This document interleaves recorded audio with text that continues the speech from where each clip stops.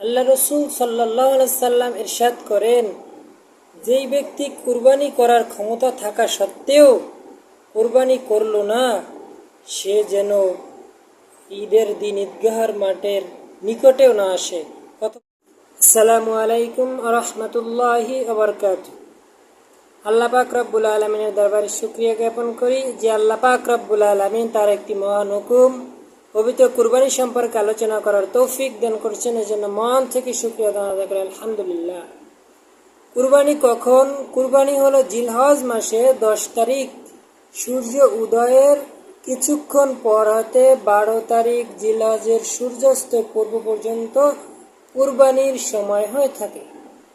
কুরবানি বহু ত্যাগ তিতিক্ষার বিনিময়ে পাওয়া যায়। এই কুরবানি যা আমরা হযরত ইসমাইল আলাইহিস সালামের জীবনের বিনিময়ে পেয়েছিলাম। সুতরাং জীবনের বিনিময়ে পাওয়া কুরবানি যে কত মর্যাদা সম্পূর্ণ, কত ফজিলতপূর্ণ, এর সহজেই এটা অনুমান করা যায় না। অতএব এই ঈদুল আজহার দিনে প্রত্যেক ধনী ব্যক্তির উপরে কোরবানি করা ওয়াজিব।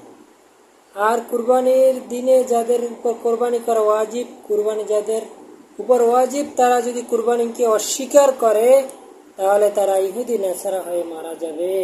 আল্লাহ পাক রব্বুল আলামিন সকলকে কুরবানি করার তৌফিক দান করুন। এই জন্য যাদের সম্পদ আছে প্রত্যেককে কোরবানি দিতে হয়। যদি কোরবানি অস্বীকার করে ফেলে তাহলে তারা ইহুদি ও নাসারা হয়ে মারা যাবে। হযরত যায়েদ ইবনে আকরামা রাদিয়াল্লাহু তাআলা আনহু হতে বর্ণিত, তিনি বলেন, রাসূলুল্লাহ সাল্লাল্লাহু আলাইহি সাল্লাম একবার তার কাছে সাহাবায়ে কেরাম জিজ্ঞেস করলেন, ইয়া রাসূলুল্লাহ, কুরবানি কি জিনিস? আল্লাহ রাসূল সাল্লাল্লাহু আলাইহি সাল্লাম বললেন, এটা তোমার পূর্বপুরুষ, তোমাদের জাতির পিতা হযরত ইব্রাহিম আলাইহিস সালামের সুন্নত। তখন সাহাবায়ে কেরাম প্রশ্ন করলেন, এতে আমাদের জন্য কি সওয়াব রয়েছে? আল্লাহ রসুল সাল্লাল্লাহু আলাইহি সাল্লাম বললেন যে হ্যাঁ, পশুর প্রত্যেকটা পশমের বিনিময়ে তোমাদের জন্য সওয়াব রয়েছে। এই জন্য আল্লাহ পাক রব্বুল আলামিন আমাদেরকে কোরবানি করার তৌফিক দান করুন এবং আমাদের কোরবানিগুলো কবুল করুন এবং কোরবানি সম্পর্কে জানার ও বোঝার তৌফিক দান করুন। আগামী ভিডিওতে ইনশাল্লাহ আমরা কোরবানির ফজিলত, কোন পশু দ্বারা কোরবানি দিতে হবে, পশুর বয়স কত হবে, এই সম্পর্কে আলোচনা করব।